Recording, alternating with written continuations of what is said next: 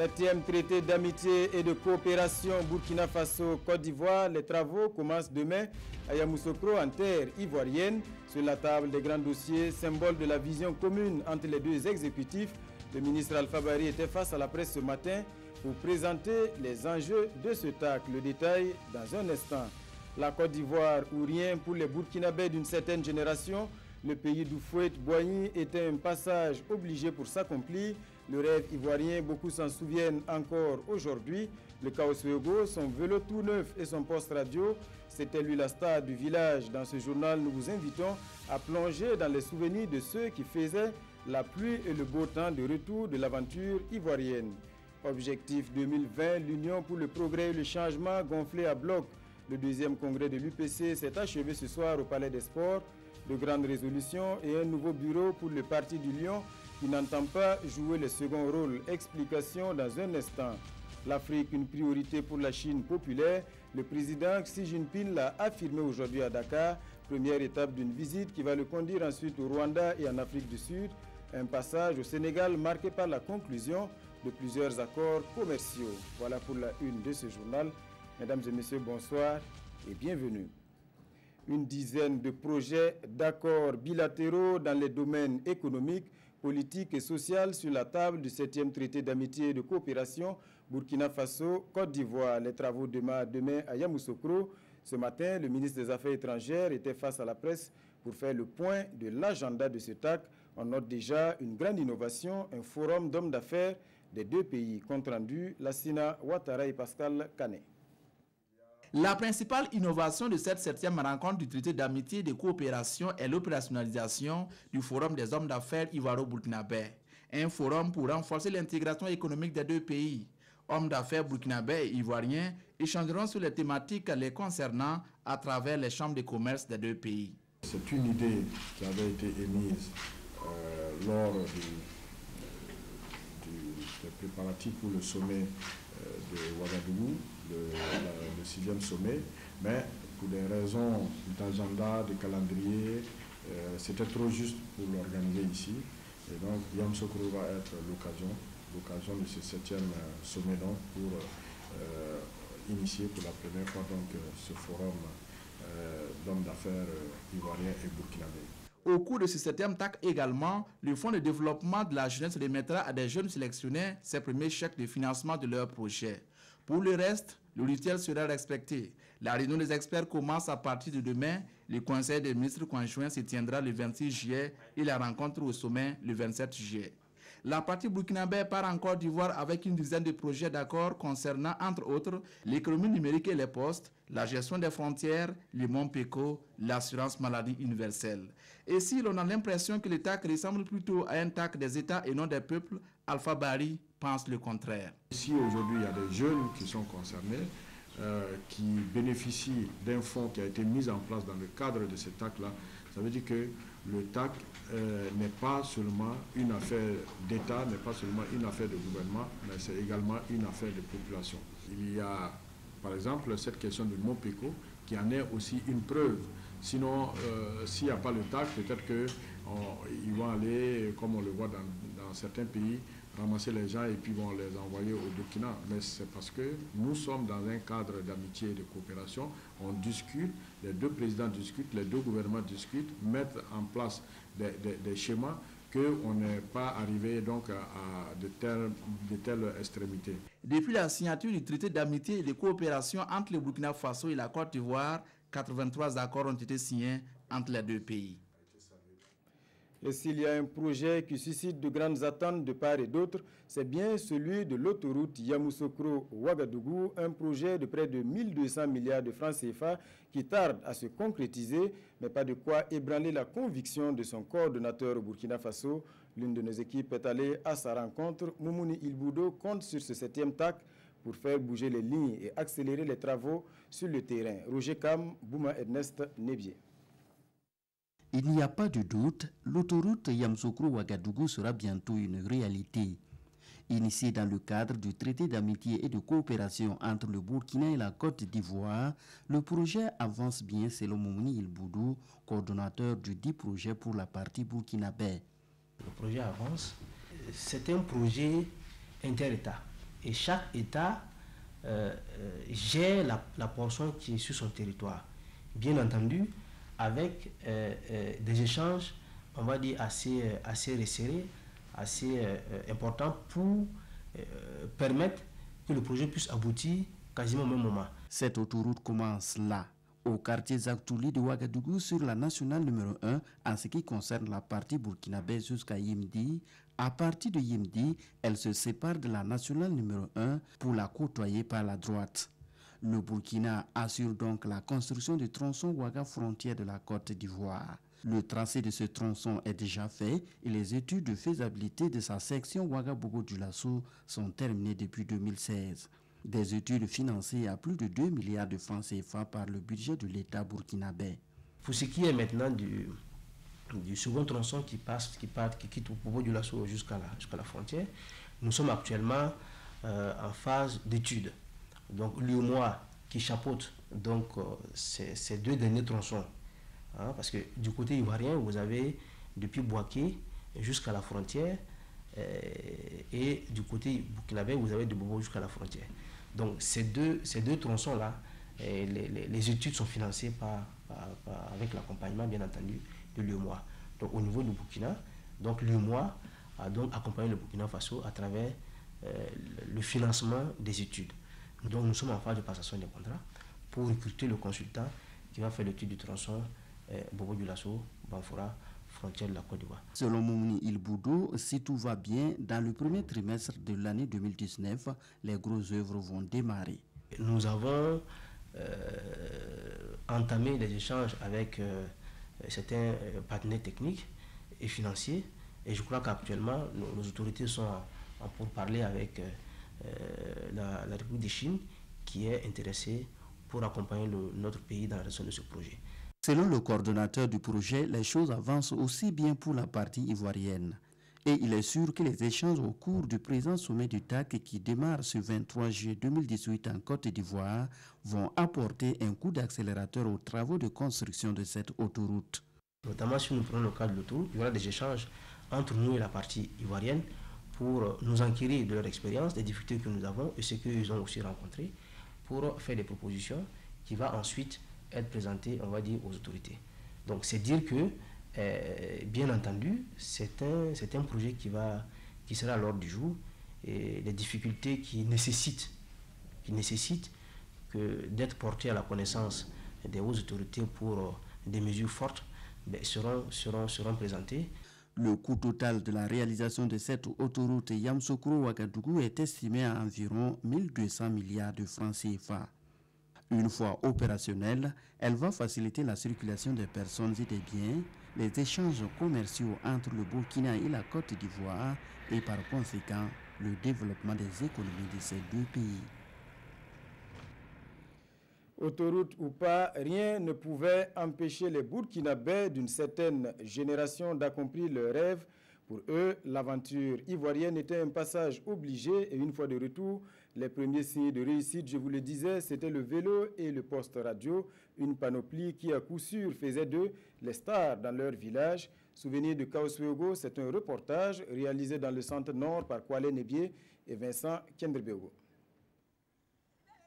Il y a quelques décennies, pas une seule concession dans certains villages burkinabés où les jeunes ne rêvaient pas d'aller en Côte d'Ivoire.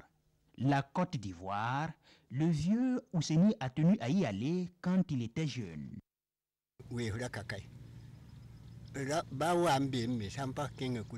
Avant, personne ici n'avait de vélo sauf celui qui était revenu de la Côte d'Ivoire.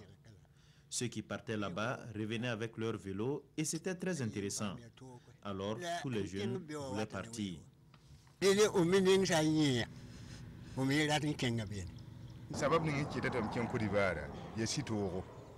J'ai été révolté par mes camarades qui avaient leur vélo. J'ai décidé alors à aller en Côte d'Ivoire moi aussi. Et j'ai dû demander les frais du transport. Revenir friquer, s'acheter un vélo et pas n'importe lequel. Et le rêve est réalisé. En ce temps, quand tu étais parti en Côte d'Ivoire, au retour, si tu ne gagnais pas le marque Peugeot, tu n'avais pas reçu quoi. Bon, il y a un marque qui s'appelait camélia. Donc si tu gagnais ça, bon, les anciens savent bien que tu es parti, mais ça n'a pas bien marché. Quand il revient comme ça, alors s'il gagne au moins c'est 2 complets ou 3 complets, alors il met ça aujourd'hui, il fait au moins 3 jours, après il change un autre, il dit, oh, ses camarades vont dire que bon, lui là vraiment, il a changé. Donc ses camarades aussi, s'il y a une fête seulement, il se lève pour aller le prêter un habit, pour mettre, voilà, pour changer. Donc s'il met cet habit, alors arrivé au marché ou bien dans les yards comme ça, alors ce qu'il veut aussi, lui, ça s'arrange. Dans le village, ils avaient le vent en poupe et tant pis pour ceux qui les avaient comme rivales. Les jeunes filles, si les jeunes filles les trouvent, ah, tu as vu le type là, non? Aujourd'hui, mon vieux, il faut le voir, il a changé. Tu vois, donc, c'est eux-mêmes qui se contaminent comme ça pour que les autres jeunes qui n'ont pas fait la Côte d'Ivoire, une fois ils pensent que bon, moi, il faut que moi je parte pour voir. Nous, on pouvait aller jusqu'à 15-20 km pour chercher une copine et la ramener chez elle dans la même nuit. Mais tout ça, c'était avant. Aujourd'hui, la perception des Burkinabés sur l'aventure ivoirienne a beaucoup évolué.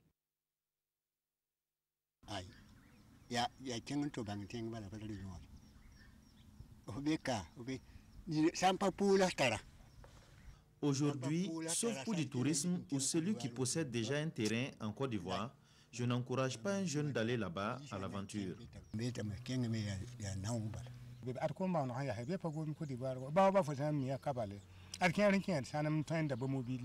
y a beaucoup de richesses ici. Ceux qui font leur paillage achètent des voitures. Même dans l'agriculture, il y a de quoi réussir sa vie. Celui qui part en Côte d'Ivoire, il revient, il va trouver que ce qu'il va amener, le jeune qui est là aussi a eu ça.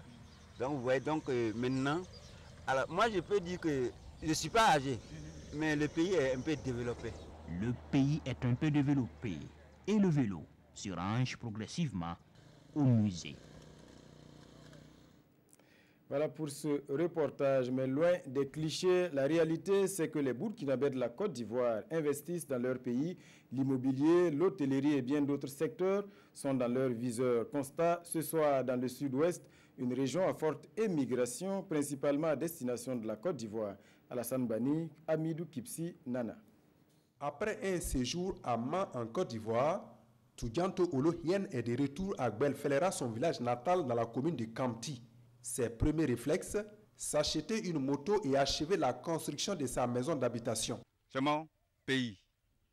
Je ne peux jamais, j'ai construit là-bas encore, mais je ne peux jamais laisser mon pays avant et je suis en Côte d'Ivoire pour dire tant, non, c'est qu'il faut ici. Je vais faire tous mes biens, ça sera ici. À Fofora, un autre village de la même commune, la majeure partie des habitations en matériaux définitifs a été réalisée grâce aux dividendes engrangés dans la production du café cacao en Côte d'Ivoire. Un autre compatriote qui a débuté par le transport en commun sur l'axe Gawa Côte d'Ivoire a diversifié ses investissements dans le domaine de l'hôtellerie. Il y avait une seule société qui vient, qu'on appelle Sabé. Donc on a profité par cette société-là. Et puis on est rentré dans la location des camions, quoi. C'est dans les locations-là qu'on a pu s'en sortir. La contribution de la diaspora dans le développement de la région du Sud-Ouest n'est pas négligeable au regard des nombreuses transactions financières. Et à travers les transferts, les transactions, que ce soit Western Union ou d'autres types de transferts, nous pouvons remarquer effectivement la contribution de la diaspora, ce qui concerne l'investissement de celle-ci dans le pays.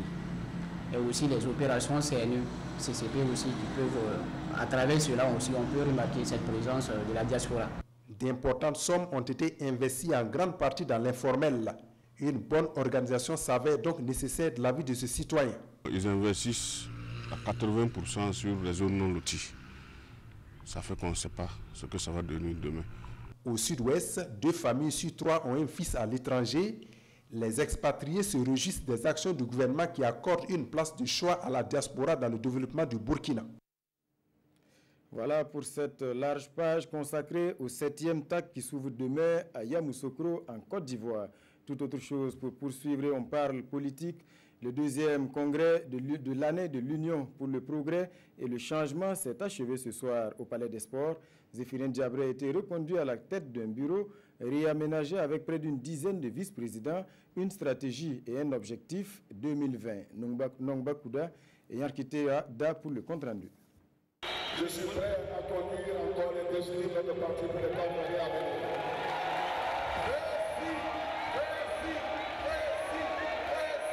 Zéphirine Diabré reprend ainsi son affaire. Il a été reconduit sans surprise à la tête de l'Union pour le progrès et le changement au terme de 2 jours de congrès. Il dirige un bureau fort d'environ 300 membres, dont une dizaine de vice-présidents, parmi eux Amadou Diamdoda Diko, qui quitte l'UBN pour l'UPC. C'est un bureau de combat, avertit-il, et après 48 heures d'intense réflexion et d'introspection, les congressistes ont relu les textes fondamentaux du parti pour les adapter aux exigences du moment. Ils ont, au-delà du bureau politique national, mis en place un bureau exécutif central. Et pour gagner la bataille de 2020, 5 axes sont priorisés. Premièrement, l'organisation, la structuration et l'administration du parti, la formation et la communication. Deuxièmement, les stratégies de recrutement et de mobilisation des militaires et sympathisants. Troisièmement, la stratégie de développement des partenariats et alliances. Et quatrièmement, le financement du parti. Cinquièmement, les questions d'actualité, en particulier le vote de nos compatriotes vivant à l'étranger. Concernant le dernier point, le vote des Burkinabés de l'étranger, le président de l'UPC se veut clair. On a un désaccord fondamental. Moi, je dis et je le dis que eux, toute cette affaire-là, c'est la Côte d'Ivoire qui les fait peur. Ils se disent que, comme certaines personnes sont là-bas, si on dit de voter, on ne votera pas pour eux. C'est tout. Toute la gymnastique qu'ils sont en train de faire, là. S'ils avaient le sentiment que les Burkinabés de l'étranger allaient voter en leur faveur, là, ils seraient les premiers à dire même n'importe quel document voter. Les congressistes donnent quitus à leurs champions de s'investir personnellement pour réconcilier les Burkinabés. C'est à ce prix, selon Zéphirine Diabré, que le Burkina ira de l'avant. Dans tous les cas, il annonce que dans les prochains jours, il mènera l'action avec les autres partis de l'opposition, avec qui d'ailleurs le président de l'UPC compte mettre en place un schéma coordonné pour les échéances électorales de 2020. Clap de fin dans quelques mois pour le programme national de gestion des terroirs PNGT 2 phase 3 et les responsables du programme s'interrogent sur l'impact réel des différentes actions sur le milieu rural. Pour le savoir, ils ont diligenté une étude. Les résultats étaient au cœur d'une rencontre ce vendredi à Tenkodogo. Désiré Ilboudo et Rasmata Ouedraogo. Plus de 25 000 micro-projets réalisés. Le PNGT 2 phase 3 s'est réjoui de ses acquis en milieu rural. Les parties prenantes sont réunies pour prendre connaissance des rapports d'études en vue d'évaluer l'action conjuguée des acteurs de lutte contre la pauvreté. Si nous parlons de 25 000 micro-projets, ces 25 micro-projets sont assez diversifiés. Ce sont des forages, ce sont des salles de classe, la protection des sources d'eau, c'est une diversité voulue par la population, identifiée par la population. Des acquis certes, mais le programme a connu d'énormes difficultés dues aux réticences de certaines populations. Qu'à cela ne tienne, les acteurs impliqués dans la mise en œuvre du PNGT 2 phase 3 entendent mettre les bouchées doubles. Cette disparité ou cette réticence est normale. Entre nous déjà, peut-être on ne peut pas se comprendre. Et cette différence est en nous. Le terrain de développement est un terrain insinueux. Il n'y a pas une ligne droite, mais il faut toujours conjuguer nos efforts et avoir une vision commune du développement de ce pays-là, à la base. L'étude permet de voir là où il y a eu des améliorations significatives au niveau des différents indicateurs, mais également donne un aperçu de la disparité entre les régions par rapport à l'amélioration de ces indicateurs. Ce qui est extrêmement important en termes de politique de développement. Si on voit que dans certains secteurs, on a encore du chemin, c'est sûr qu'au niveau décisionnel, on va peut-être planifier les futures opérations. Entamée en 2013, cette phase 3 du PNGT 2 a été financée par le gouvernement burkinabé et ses partenaires. Un programme qui s'achève en décembre prochain. La cuvée 2018 de l'Institut des sciences et techniques de l'information et de la communication sous les feux de la rampe. C'était hier dans la soirée, 79 journalistes et techniciens prêts à servir après 2 ans de formation pour les uns et 3 ans pour les autres. Le film de la cérémonie avec Amadou Ilboudo et Aruna Mare.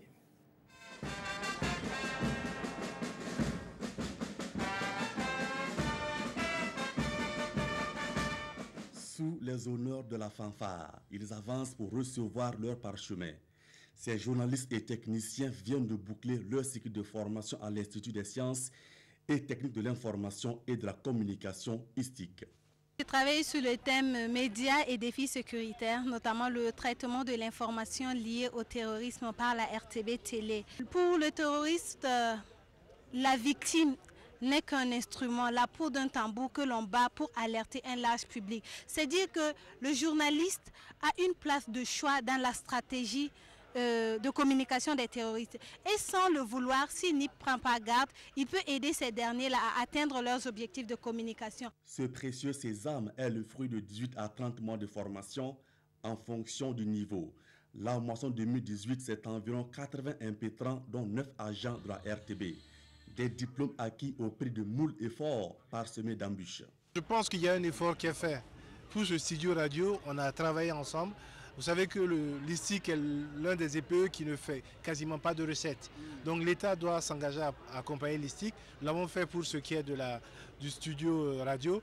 Pour la question du studio télé ou de l'imprimerie, il est nécessaire que cela soit mis dans le cadre du plan stratégique pour que les bâtiments qui vont être conçus prennent en compte cette possibilité-là pour donner cette chance donc d'avoir une formation effectivement au plus proche de la réalité du métier. Les sortants ont rendu hommage au personnel d'encadrement pour leur sacrifice. Ils ont choisi Mahamoud Ouedraogo comme président d'honneur de la promotion. Pour le parrain Abdul Karim Sango, les stagiaires doivent mettre en pratique les savoirs acquis. Je vous convie instamment à respecter les règles de base que vous avez apprises en vue d'une bonne pratique de la profession journalistique. Le respect du code éthique et déontologique doit être un principe sacré pour réussir ce pari.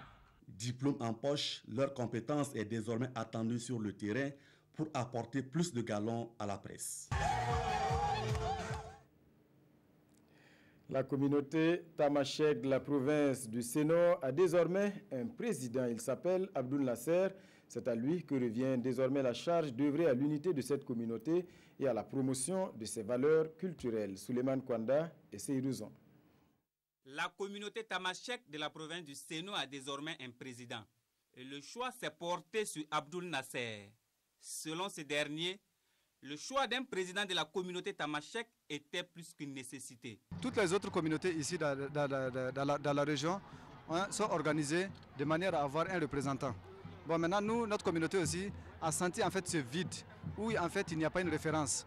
Donc ils ont décidé cette fois en fait de se faire une référence, au moins un répondant. Donc c'est là que maintenant que la communauté elle-même s'est organisée et elle m'a choisi comme étant maintenant le représentant de cette communauté. Abdoul Nasser a une double mission. Il doit travailler à organiser la communauté tamashek de la province du Sénor et être le porte-parole de la communauté auprès de l'administration. Nous avons une administration qui nous écoute beaucoup, qui est très proche de sa population. Mais maintenant, c'est la population, elle aussi, en fait, qui doit aller vers l'administration. Parce que l'administration, à elle seule, en fait, ne peut pas comprendre, je crois, un peu ce que vit toute la communauté. Et c'est maintenant, en fait, la manière aussi que la communauté pourra présenter, elle aussi, peut-être ses difficultés. Et nous verrons ensemble comment essayer de résoudre ces difficultés. La communauté tamashek, c'est une communauté vraiment qui sont nombreux. Ils sont un peu éparpillés dans le monde et dans l'Iptako. Donc maintenant, ils ont une référence, par exemple, un président qui va bien organiser cette communauté, au moins qui sont dans les autres communautés qui sont au niveau des Sénor. Ils ont une référence, s'il y a quelque chose, au moins on doit l'appeler pour le dire. Et dans ça, maintenant, il peut réunir les tamashek qui sont là. Je suis très content en tant qu'un tamashek de l'Oudala. La désignation d'un président de la communauté tamashek de la province du Sénor est une première. Et l'événement est ici célébré par des pas de danse. Elle s'appelle Salima. Son mari a pris la route périlleuse de l'aventure en lui promettant un coup de fil le 14e jour.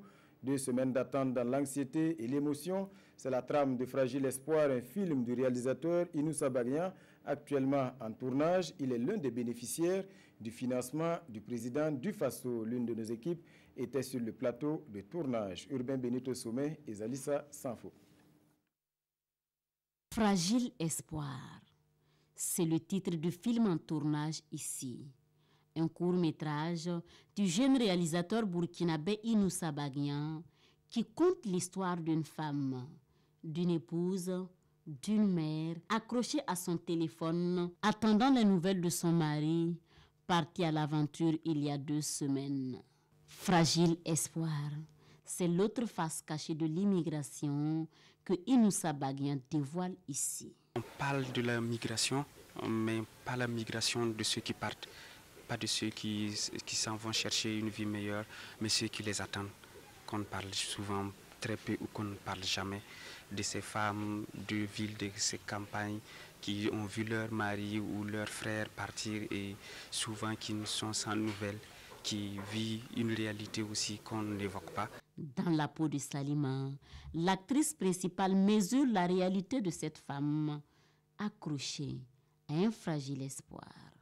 Une journée, une femme qui attend le coup de fil de son mari, qui a promis d'appeler le 14e jour, eh ben, tu as l'impression que tu attends toute une vie.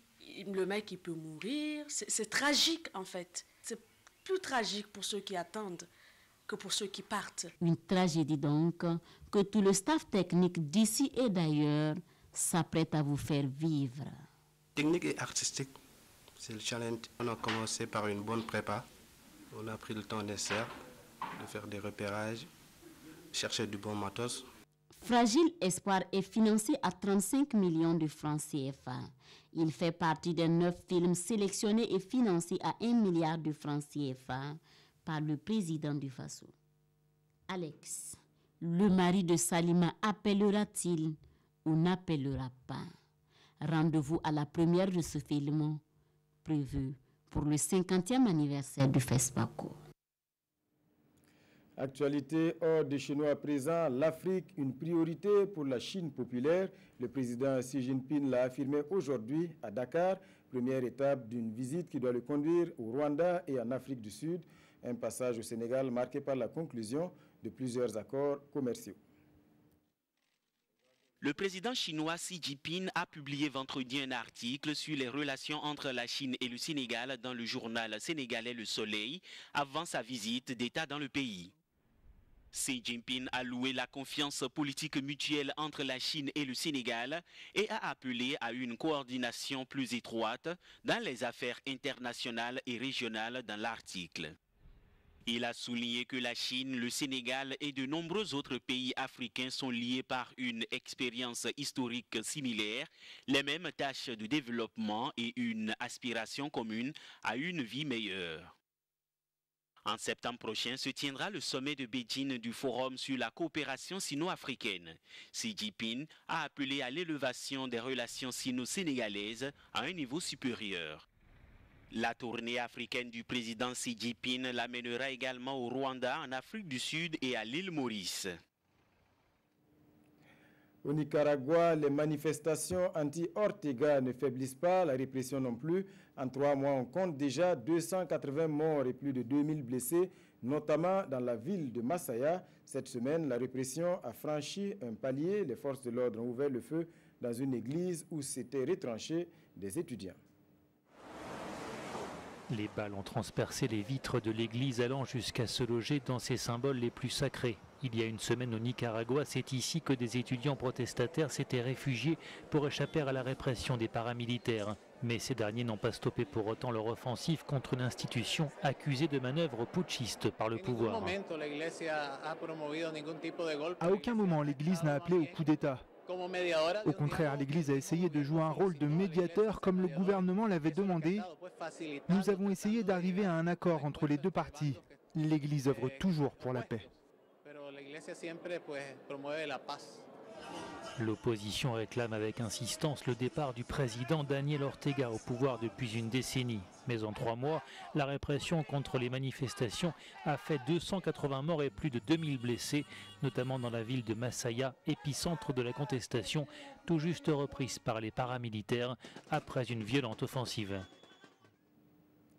À présent, comme de coutume, dimanche sport avec Lassina Sawadogo. Bonsoir Lass. Bonsoir Jean-Emmanuel.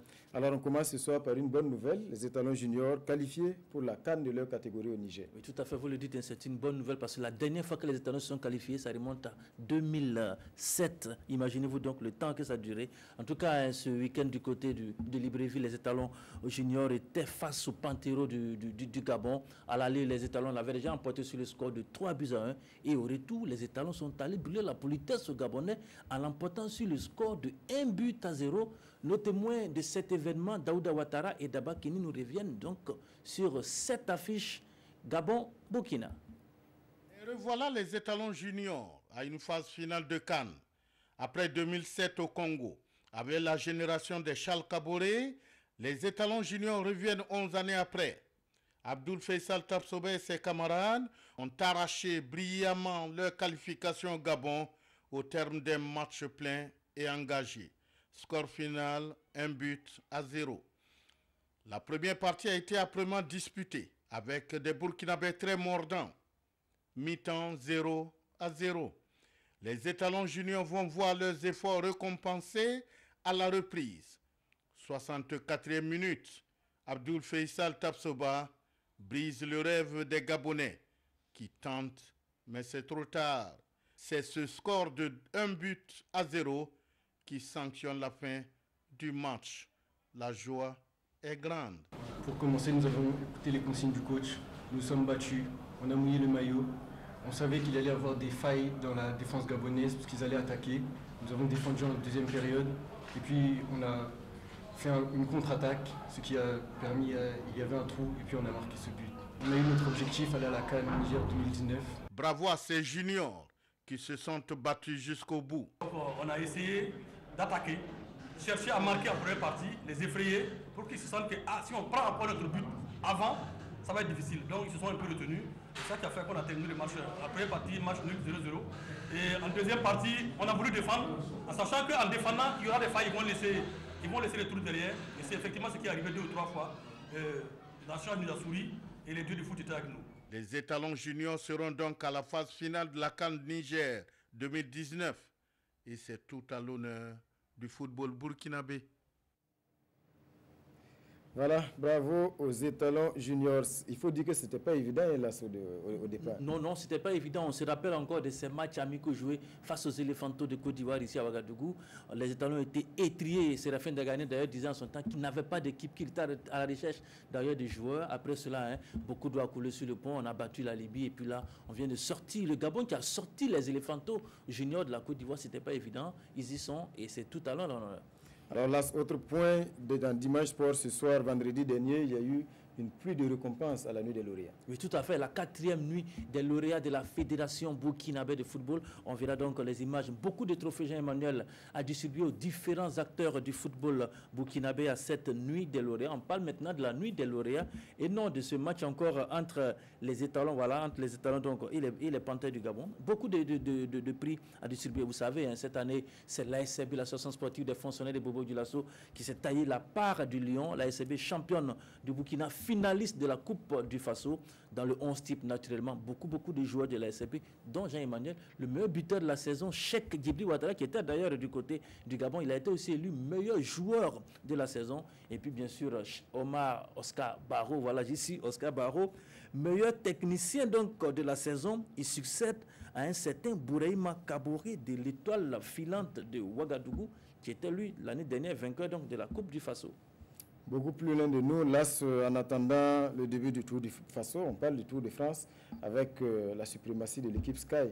Oui, la suprématie de l'équipe Sky qui continue donc de dicter sa loi sur ce Tour de France. Mais pour cette 15e étape, Jean-Emmanuel, il y a eu un vainqueur, il s'appelle Karl Kort Nielsen, il est de l'équipe Astana. Il y avait une distance à parcourir aujourd'hui, 181 km 500 entre Mineux et Cascaron. Et puis bien sûr, c'est ce coureur danois de l'équipe Astana qui a remporté donc cette étape. Il faut dire qu'il y a eu une échappée, une longue échappée de 29 coureurs au départ. Mais après donc cette échappée, il y a eu encore une autre échappée parce que cette échappée a été annulée. Ils étaient 3 maintenant, 3 à se disputer donc la victoire finale. Et dans ce sprint final, finale, naturellement, c'est donc Kurt Nielsen de l'équipe Astana qui a donc remporté ce prix. Vous voyez des images, vous coupez le souple du côté donc du Tour de France pour cette année. Voici donc l'arrivée, c'est le dernier virage donc avant la ligne finale, voilà.